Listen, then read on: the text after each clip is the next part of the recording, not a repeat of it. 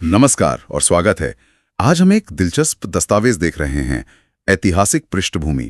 ये हमें भारत में ब्रिटिश कानूनों के बनने की कहानी बताता है। हाँ, और ये कहानी काफी लंबी है, मतलब 1773 से शुरू होकर, जब ईस्ट इंडिया कंपनी पर लगाम कसने की बात हुई। बिल्कुल, वहां से लेकर 1947 यानी भारत की आजादी तक। तो आज हम इसी सफर को थोड़ा करीब से समझने की कोशिश करेंगे।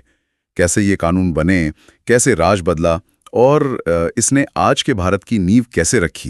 ये काफी पेचीदा मामला लगता है तो। और ये सिर्फ कानूनों की लिस्ट नहीं है, जैसा आपने कहा। ये दिखाता है कि उस समय की सियासी और एडमिनिस्ट्रेटिव मजबूरियां क्या थीं, जरूरतें क्या थीं, सोच क्या थी। अच्छा, तो शुरुआत 1773 के रेगुलेटिंग एक्ट से करें। इसकी जरूरत क्यों पड़ी अचानक? जरूरत इसलिए पड़ी क्योंकि ईस्ट इंडिया कंपनी जो आई तो थी व्यापार करने, वो शासक बन बैठी थी, खासकर बंगाल में। और उसके कामकाज में मतलब काफी गड़बड़ियां चल रही थीं, भ्रष्टाचार, निजी व्यापार, बहुत कुछ। लाभ तो ये था कि बंगाल के गवर्नर को गवर्नर जनरल बना दिया गया। Lord Warren Hastings. हाँ, वही पहले बने, और उनकी मदद के लिए एक काउंसिल भी बनी। फिर मद्रास और बॉम्बे की जो प्रेसिडेंसीज थी, उन्हें बंगाल के नीचे लाया गया। तो एक तरह से कह सकते हैं सेंट्रल एडमिनिस्ट्रेशन की तरफ ये पहला कदम था। अच्छा। कलकत्ता में एक सुप्रीम कोर्ट भी बनाया गया। और हाँ, जो आपने कहा, कंपनी कर्मचारियों के निजी व्यापार और रिश्वत लेने पर रोक लगाई गई। ये उस वक्त एक बहुत बड़ी प्रॉब्लम थी। सही। कंपनी को अपने रेवेन्यू, सिविल और मिलिट्री मामलों की जानकारी ब्रिटिश सरकार को देनी पड़ती थी, मतलब रिपोर्टिंग जरूरी कर दी। लेकिन क्या ये एक्ट एकदम परफेक्ट था? सुना है इसमें भी कुछ कमियां थीं, कुछ पेचीदगियां। हाँ, बिल्कुल थी। जैसे गवर्नर जनरल और उसकी काउंसिल के और सुप्रीम कोर्ट के इनके अधिकारों को लेकर ना काफी कंफ्यूजन था, टकराव होता रहता था। अच्छा। इसीलिए फिर 1781 में एक और एक्ट लाना पड़ा, एक्ट ऑफ सेटलमेंट कहते हैं उसे। उसने क्या किया कि गवर्नर जनरल, काउंसिल और कंपनी के कर्मचारियों को उनके जो ऑफिशियल काम थे उनके लिए सुप्रीम कोर्ट के जुरिस्डिक्शन से बाहर कर दिया। ओके, मतलब 1773 की कमियों को दूर करने की कोशिश। हाँ, एक तरह से पैचवर्क किया गया। ठीक है। फिर आया 1784 का पिट्स इंडिया एक्ट। ये क्या पिछला काफी नहीं था? पिट्स इंडिया एक्ट एक बड़ा कदम था। इसने कंपनी के काम को साफ साफ दो हिस्सों में बांट दिया, एक कमर्शियल यानी व्यापारिक और दूसरा पॉलिटिकल यानी राजनीतिक। अच्छा, कैसे? व्यापार वाला काम तो कोर्ट ऑफ डायरेक्टर्स देख रहे थे जो कंपनी के थे, लेकिन राजनीतिक मामलों के लिए जैसे सेना, रेवेन्यू, सिविल एडमिनिस्ट्रेशन, इन सब के लिए एक नया बोर्ड ऑफ कंट्रोल बना दिया गया। बोर्ड ऑफ कंट्रोल, ये किसका था? कंपनी का या सरकार का? ये ब्रिटिश सरकार का था। यही तो खास बात थी। ये असल में ब्रिटिश सरकार का कंपनी के ऊपर नियंत्रण बढ़ाने का एक तरीका था। और पहली बार भारत में जो कंपनी के इलाके थे उन्हें officially British possessions in India यानी भारत में ब्रिटिश आधिपत्य का क्षेत्र कहा गया। अच्छा, तो एक तरफ कंपनी के डायरेक्टर व्यापार देख रहे हैं, दूसरी तरफ ब्रिटिश सरकार का बोर्ड ऑफ कंट्रोल राजनीतिक मामले। क्या इसी को द्वैध शासन या डुअल गवर्नमेंट कहते हैं? बिल्कुल सही, यही थी वो डुअल गवर्नमेंट सिस्टम की शुरुआत। इससे भारत पर ब्रिटिश सरकार का शिकंजा और मजबूत हो गया। और इसी दौरान एक छोटा एक्ट 1786 में भी आया था। हाँ, वो खास तौर पे लॉर्ड कॉर्नवालिस के लिए था। उन्हें गवर्नर जनरल बनाया गया और उन्हें ये ताकत दी गई कि वो खास परिस्थितियों में अपनी काउंसिल के फैसले को ओवरराइड कर सके, मतलब पलट सके। ठीक है। इसके बाद तो चार्टर्ड एक्ट्स का एक लंबा सिलसिला शुरू होता है। हर 20 साल में 1793, 1813, 1833, 1853। इनका पैटर्न क्या था? पैटर्न यही था कि कंपनी का जो अधिकार पत्र था यानी चार्टर, उसे 20-20 साल के लिए रिन्यू किया जाता था। लेकिन हर बार रिन्यू करते वक्त कुछ न कुछ नए बदलाव, नई शर्तें जोड़ दी जाती थी। 1793 वाले में क्या था? 1793 वाले में ज्यादा कुछ बड़ा बदलाव नहीं था। बस कंपनी का व्यापारिक एकाधिकार अगले 20 साल के लिए बढ़ा दिया। गवर्नर जनरल और गवर्नरों की शक्तियां थोड़ी और मजबूत कर दी। मतलब मोर और लेस पिछला सिस्टम ही चलता रहा। लेकिन 1813 का एक्ट, वो काफी महत्वपूर्ण माना जाता है ना? कुछ बड़े बदलाव हुए थे उसमें? हाँ, 1813 वाला वाकई एक टर्निंग पॉइंट था। सबसे बड़ी बात, चाय और चीन के साथ व्यापार को छोड़कर भारत में कंपनी का व्यापारिक एकाधिकार खत्म कर दिया गया। अच्छा, मतलब ये कि अब दूसरी ब्रिटिश कंपनियां और व्यापारी भी भारत आकर व्यापार कर सकते थे। ये एक बहुत बड़ा चेंज था। हाँ, ये तो है। और इससे भी ज्यादा महत्वपूर्ण, इस एक्ट ने भारत में कंपनी के जो इलाके थे उन पर ब्रिटिश क्राउन यानी ताज की सॉवरेनिटी या संप्रभुता को बहुत साफ शब्दों में स्थापित किया। और दो चीजें और हुईं। ईसाई मिशनरियों को भारत आने और धर्म प्रचार करने की इजाजत मिल गई और भारतीयों की शिक्षा के लिए पहली बार सरकार की तरफ से सालाना 1 लाख रुपए अलग रखने का प्रावधान किया गया। ये जो एकाधिकार तोड़ा गया और मिशनरियों को आने दिया गया, इसके पीछे क्या सोच रही होगी? क्या ये सिर्फ व्यापार या धर्म की ही बात थी? देखिए, ये सिर्फ व्यापार या धर्म तक सीमित नहीं था। ये दिखाता है कि ब्रिटिश सरकार अब कंपनी को सिर्फ एक ट्रेडिंग कंपनी नहीं समझ रही थी, वो उसे अपने बड़े साम्राज्यवादी हितों को साधने का एक टूल मान रही थी। अच्छा। एकाधिकार खत्म करने के पीछे ब्रिटेन के दूसरे उद्योगपतियों का दबाव था और शिक्षा और मिशनरी वाली जो बात है वो कहीं ना कहीं भारत को सिविलाइज करने या कहिए कि अपने हिसाब से ढालने और लंबे समय तक कंट्रोल बनाए रखने की एक लार्जर स्ट्रैटेजी का हिस्सा लगता है। और फिर 1833 का चार्टर एक्ट, इसे तो सेंट्रलाइजेशन मतलब केंद्रीकरण की दिशा में एक बहुत बड़ा कदम कहा जाता है। निश्चित रूप से 1833 के एक्ट ने बंगाल के गवर्नर जनरल को भारत का गवर्नर जनरल बना दिया, पूरे ब्रिटिश भारत का। Lord William Bentinck? हाँ, लॉर्ड विलियम बेंटिक पहले भारत के गवर्नर जनरल बने और उन्हें पूरे ब्रिटिश भारत के लिए कानून बनाने का एक्सक्लूसिव अधिकार मिल गया। मतलब मद्रास और बंबई की जो लेजिस्लेटिव पावर्स थीं वो खत्म कर दी गईं। ओह। और सबसे बड़ी बात, ईस्ट इंडिया कंपनी की जो व्यापारिक गतिविधियां थीं वो पूरी तरह बंद कर दी गईं। अब वो सिर्फ एक एडमिनिस्ट्रेटिव बॉडी रह गई जिसका काम था ब्रिटिश क्राउन की तरफ से भारत का शासन चलाना, बस। इसी एक्ट में सिविल सर्विसेज के लिए ओपन कंपटीशन की कोशिश भी हुई थी ना, लेकिन वो कामयाब नहीं हो पाई। हाँ, कोशिश तो हुई थी। एक्ट में एक सेक्शन था जो कहता था कि भारतीयों को भी कंपनी की नौकरियों में किसी भी पद से वंचित नहीं रखा जाना चाहिए और सिलेक्शन मेरिट पर हो। लेकिन जो कंपनी का कोर्ट ऑफ डायरेक्टर्स था उसने इसका काफी विरोध किया और ये प्रावधान लागू नहीं हो पाया।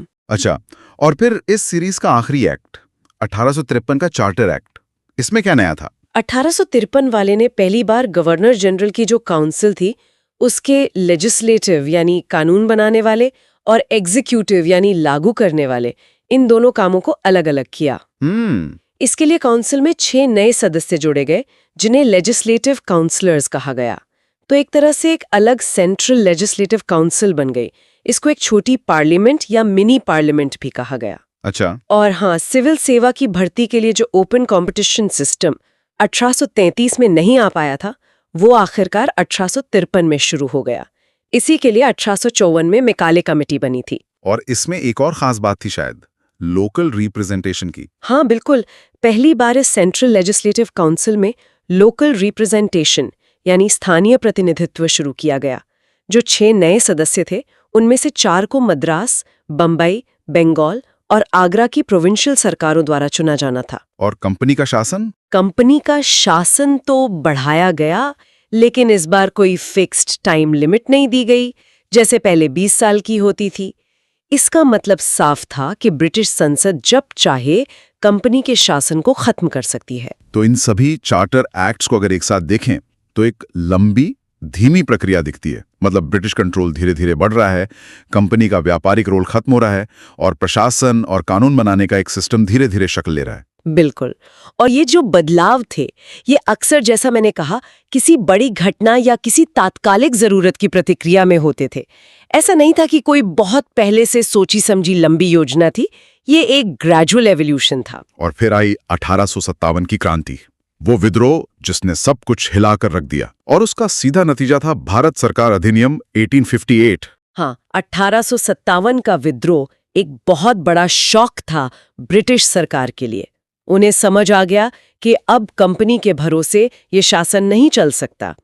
इसीलिए 1858 का एक्ट आया, जिसे, मजे की बात है, act for the good government of India कहा गया, यानी भारत के शासन को अच्छा बनाने वाला अधिनियम। अच्छा। इसने ईस्ट इंडिया कंपनी को पूरी तरह से खत्म कर दिया, अबॉलिश, और भारत का शासन सीधे ब्रिटिश क्राउन यानी महारानी विक्टोरिया के हाथ में चला गया। तो गवर्नर जनरल का क्या हुआ? गवर्नर जनरल अब वाइसराय कहलाने लगा।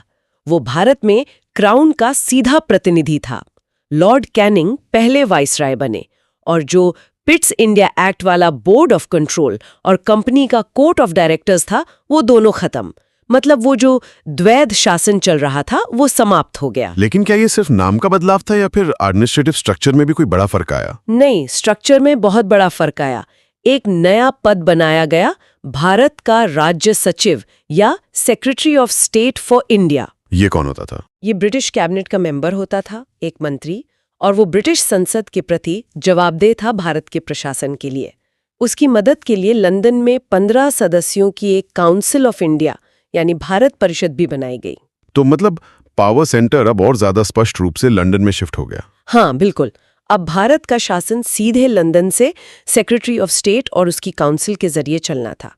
मकसद यही था कि एडमिनिस्ट्रेशन को सुधारा जाए ताकि 1857 जैसी घटना दोबारा ना हो। 1857 के बाद शायद अंग्रेजों को ये भी लगा कि भाई भारतीयों को साथ लिए बिना, उनके सहयोग के बिना शासन चलाना मुश्किल है। शायद इसीलिए फिर ये इंडियन काउंसिल एक्ट्स आए 1861, 1892, 1909। सही कहा आपने। 1857 के बाद एक पॉलिसी ऑफ एसोसिएशन या सहयोग की नीति अपनाने की कोशिश हुई, कम से कम दिखावे के लिए ही सही। तो 1861 का जो एक्ट था उसने पहली बार कानून बनाने के काम में, मतलब लेजिस्लेटिव प्रोसेस में, भारतीयों को शामिल करने की शुरुआत की। वाइसराय कुछ भारतीयों को अपनी एक्सपेंडेड लेजिस्लेटिव काउंसिल में नॉन ऑफिशियल मेंबर्स यानी गैर सरकारी सदस्यों के तौर पर नॉमिनेट कर सकता था। अच्छा, किन्हें किया गया था शुरू में? जैसे 1862 में लॉर्ड कैनिंग ने बनारस के राजा, पटियाला के महाराजा और सर दिनकर राव, इन 3 लोगों को नॉमिनेट किया था। ओके। इसी एक्ट ने एक और काम किया। इसने मद्रास और बॉम्बे प्रेसिडेंसीज को उनकी कानून बनाने की शक्तियां वापस दे दी। तो जो सेंट्रलाइजेशन 1833 में हुआ था उसका थोड़ा रिवर्सल हुआ। इसे लेजिस्लेटिव डिसेंट्रलाइजेशन कहते हैं। अच्छा, विकेंद्रीकरण। हाँ, और लॉर्ड कैनिंग ने जो पोर्टफोलियो सिस्टम शुरू किया था जिसमें काउंसिल के हर मेंबर को एक या ज्यादा डिपार्टमेंट का इंचार्ज बनाया जाता था, उसको भी इस एक्ट ने मान्यता दे दी और वाइसराय को इमरजेंसी में बिना काउंसिल की सहमति के ऑर्डिनेंस यानी अध्यादेश जारी करने की पावर भी मिल गई। फिर आया 1892 का एक्ट। इसमें क्या हुआ? क्या ये रिप्रेजेंटेशन और बढ़ा? हाँ, 1892 के एक्ट ने सेंट्रल और प्रोविंशियल दोनों लेजिस्लेटिव काउंसिल्स में नॉन ऑफिशियल मेंबर्स की संख्या बढ़ाई, लेकिन ऑफिशियल मेजॉरिटी यानी सरकारी सदस्यों का बहुमत सेंट्रल काउंसिल में तब भी बना रहा। काउंसिल्स की पावर भी थोड़ी बढ़ी। अब वो बजट पर बहस कर सकते थे और एग्जीक्यूटिव से सवाल पूछ सकते थे। लेकिन सबसे दिलचस्प बात यह है कि इसमें इनडायरेक्ट इलेक्शन यानी अप्रत्यक्ष चुनाव की एक बहुत ही धीमी शुरुआत दिखती है। कैसे? कुछ नॉन ऑफिशियल सीटें थीं जिन्हें भरने के लिए नॉमिनेशन का तरीका अपनाया गया। जैसे सेंट्रल काउंसिल में वाइसरॉय नॉमिनेट करता था, लेकिन बंगाल चेंबर ऑफ कॉमर्स की सिफारिश पर, और प्रोविंशियल काउंसिल्स में गवर्नर नॉमिनेट करता था, पर district board, municipality, university, trade association, जमींदार, इनकी सिफारिशों पर। तो इलेक्शन शब्द का इस्तेमाल तो नहीं हुआ था, पर यह principle of representation through election की तरफ एक छोटा सा कदम था। ओके। और फिर 1909 का मार्ले-मिंटो सुधार।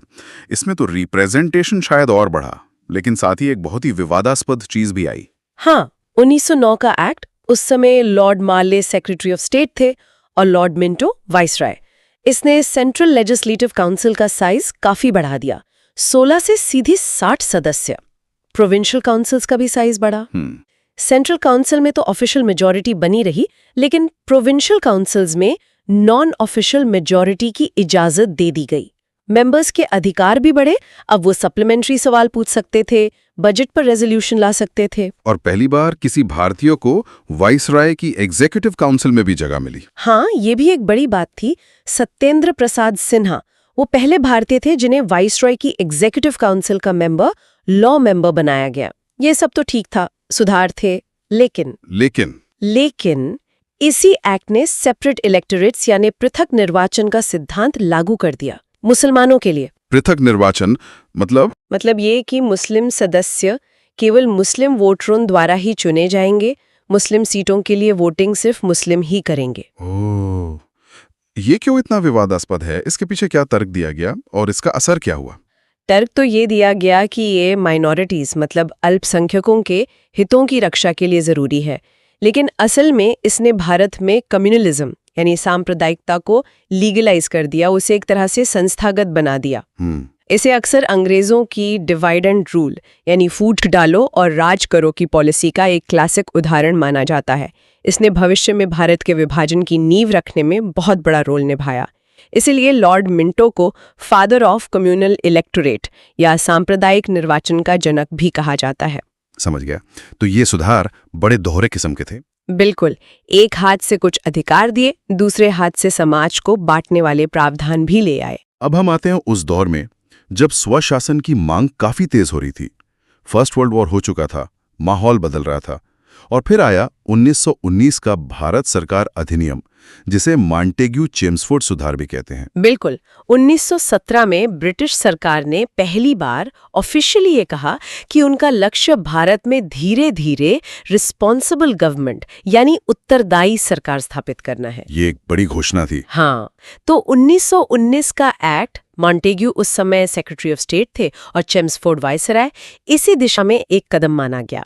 इसने पहली बार सेंट्रल और प्रोविंशियल सब्जेक्ट्स को अलग अलग किया, मतलब केंद्र सरकार के क्या काम होंगे और प्रांतीय सरकारों के क्या। और प्रांतों में वो द्वैध शासन वाली बात, वो क्या थी? हाँ, सबसे महत्वपूर्ण चीज थी प्रांतों में डायरकी, DAYRCHY यानी द्वैध शासन की शुरुआत। इसमें क्या किया गया कि प्रोविंशियल सब्जेक्ट्स को दो हिस्सों में बांट दिया, एक रिजर्व्ड यानी आरक्षित और दूसरा ट्रांसफर्ड यानी हस्तांतरित। अच्छा। रिजर्व्ड सब्जेक्ट्स जैसे फाइनेंस, लैंड रेवेन्यू, पुलिस, ये सब गवर्नर अपनी एग्जीक्यूटिव काउंसिल के साथ देखता था और वो लेजिस्लेटिव काउंसिल के प्रति जवाबदेह नहीं थे।